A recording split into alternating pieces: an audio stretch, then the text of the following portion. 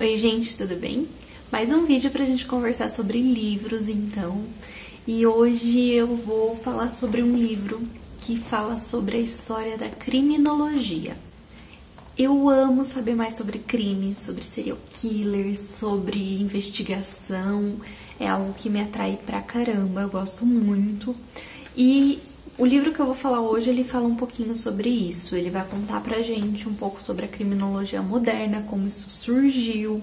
O livro vai trazer pra gente hoje histórias, crimes, que vão explicar como que a criminologia foi avançando para o que a gente conhece hoje, para como a gente conhece ela hoje. O livro que eu vou falar então é esse aqui, chama Os Crimes de Paris. Aqui a gente vai ter então histórias principalmente da Belle Époque. A Belle Époque é aquele período que vai de 1871, quando se encerrou a Guerra Franco-Prussiana, até o início da Primeira Guerra Mundial, em 1914. Ele era um período que foi tomado de euforia pela modernidade. A civilização ela tinha um otimismo muito grande, ela tinha era muita cultura, era muita literatura. A gente tem que lembrar que foi nessa época que surgiu o telefone, que surgiu os automóveis, que surgiu a eletricidade. Então, a ciência estava muito em alta. Não foi diferente com a civilização, que tinha aquela ânsia de modernidade, né? E uma das coisas que cresceu muito também nessa época foi a mídia jornalística, né? Então, os jornais ali, eles começaram a ter uma grande importância entre a população. Os folhetins começaram a ser muito populares. Edgar Allan Poe, por exemplo, era um autor que ganhava dinheiro escrevendo em folhetins de jornal, né? Suas histórias, seus contos de horror, de mistério. Nessa época, a Europa ela era um centro de turismo cultural para o mundo, então cafés eram muito populares, a literatura se popularizou bastante, teatro, galerias de moda, de arte cresceram muito também.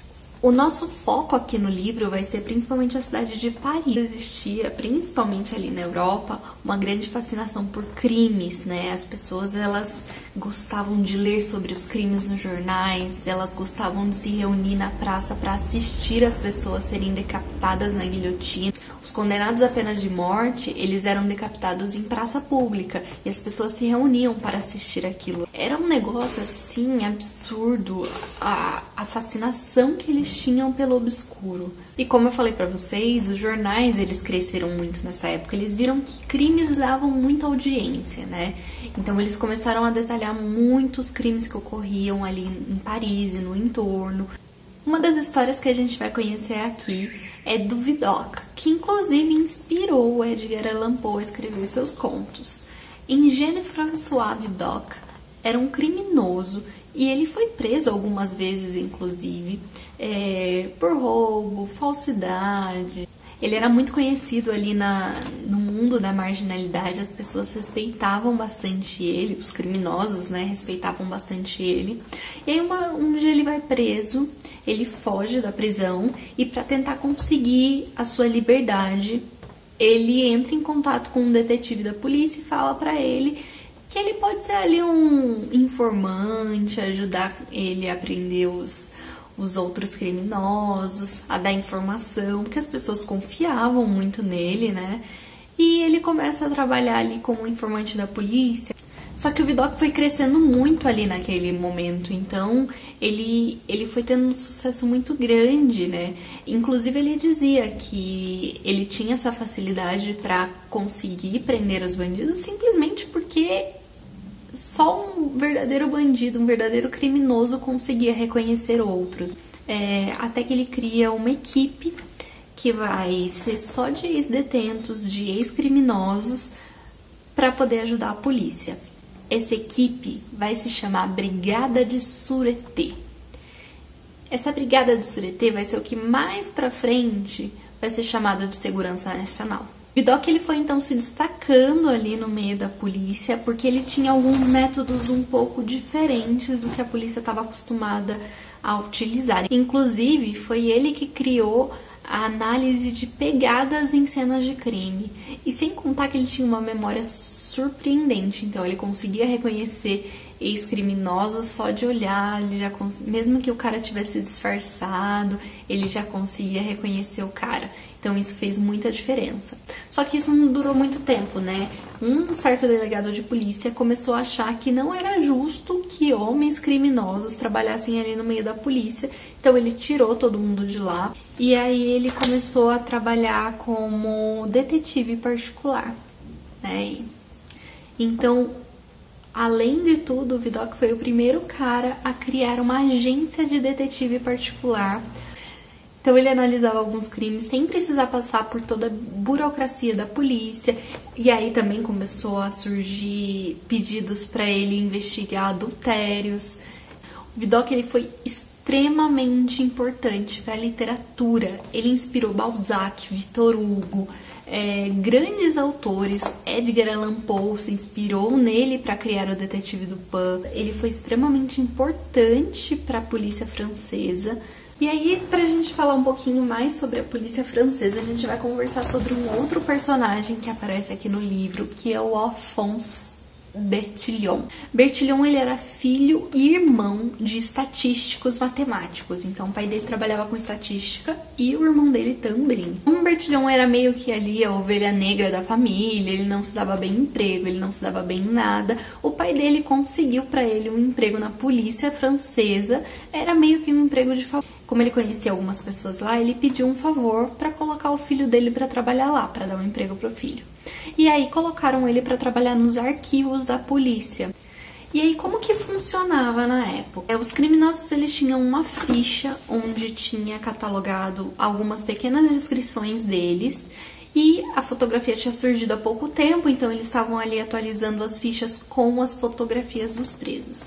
Mas o que acontecia? Então, assim como a gente tem hoje em dia que o réu primário ele tem algumas vantagens em relação aos reincidentes, naquela época também tinha. Só que eles não tinham muito como controlar isso. Então, como o cara não tinha uma identidade, ele chegava lá, ele cortava o cabelo, ele mudava a aparência, ele pintava o cabelo, ele trocava de roupa e ele dizia que ele tinha um outro nome e aí dependia da memória dos policiais para saber se ele era um cara que era um ex-detento ou se ele era um réu primário. Isso importava muito na hora de dar a sentença. Então era muito importante. Só que eles não tinham muito controle disso. E o Bertillon, ele vai trabalhar justamente com essas fichas, catalogando essas fichas. E aí o Bertillon, ele começou a perceber que seria muito mais fácil de reconhecer essas pessoas se tivesse uma descrição mais detalhada, uma forma que, mesmo que o cara estivesse disfarçado, seria possível saber quem era aquela pessoa.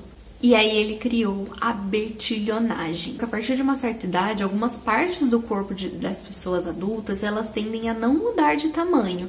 Então, a nossa orelha, o nariz, os olhos, a testa, são partes do corpo que mesmo que você fique mais velho, isso não vai mudar. Ele media então 11 partes do corpo de uma pessoa e catalogava nessas fichas. E aí ele ia separando as fichas por tamanho. Então, por exemplo, as pessoas que têm o tamanho tal da orelha, né? Beleza. Então, coloca aqui. Aí, a segunda parte do corpo a ser medida, nariz. Então, as pessoas que têm o tamanho tal do nariz estão aqui. E aí, ficava mais fácil das pessoas descobrirem se aquela pessoa ela já tinha ficha na polícia ou não. Eu vou até ler pra vocês exatamente o que ele media, porque são 11 partes, né? Não decorei, logicamente. Ele primeiro colocava o corpo, então ele media a altura, a envergadura dos braços e a altura da pessoa sentada. Aí a segunda ficha vinha com a cabeça. Então ele media o comprimento da cabeça, a largura da cabeça, o diâmetro bisigomático e o comprimento da orelha esquerda. E por último, ele mediu os membros. Então, ele media o comprimento do pé esquerdo, o comprimento do dedo médio esquerdo, do dedo mínimo esquerdo e do comprimento do braço esquerdo desde o cotovelo até a parte do dedo médio estendido. Bertillon preferia fazer as medidas do lado esquerdo porque este lado era menos provável de ser afetado pelo trabalho. Aqui, vou até colocar aqui, vou aproveitar que tá na mesma página.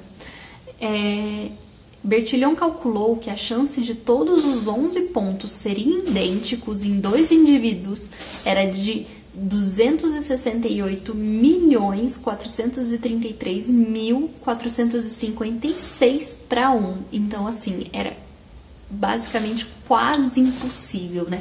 Não chegava a ser impossível porque gêmeos idênticos tinham as mesmas medidas, mas eram casos muito específicos. Futuramente, a bertillonagem vai influenciar o que hoje a gente mais usa, que é a impressão digital e o documento de identidade. Outro personagem que a gente vai ter aqui é o Martial Orfila. Foi chamado o pai da toxicologia. Na Idade Média ficou muito comum o assassinato por envenenamento. O veneno mais comum a ser utilizado era o arsênico. Isso porque ele não deixava rastro no organismo. Os sintomas dele eram muito parecidos com disenteria, doenças gastrointestinais. Então as pessoas não conseguiam perceber ali se a pessoa estava sendo envenenada ou se ela estava morrendo por alguma doença mesmo. O arsênico ele não deixa rastro no estômago, então na autópsia ele não aparecia. E aí foi isso que o Orfila foi descobrir. Fazendo os exames ele descobriu que realmente o arsênico ele não ficava no estômago. Era por isso que muitas vezes o assassino que se utilizava do arsênico ele não era descoberto, porque eles faziam a autópsia no estômago, não encontravam esse arsênico no estômago e concluíam que a pessoa naturalmente devia estar doente mesmo. Não tinha como provar que a pessoa tinha sido assassinada. O Orfila ele descobriu isso e ele foi o primeiro a provar em julgamento que um homem havia sido assassinado por envenenamento de arsênico. Esses são só alguns dos personagens que a gente vai conhecer aqui nesse livro. Em contrapartida também a gente vai conhecer algumas histórias de criminosos mesmo. E até o crime que dá nome ao livro, né? A gente vai acompanhar o furto da Mona Lisa do Museu do Louvre, que ocorreu em 1911. Um homem entra no museu, retira a Mona Lisa, coloca ela debaixo de um tecido e sai do museu com ela. E é isso.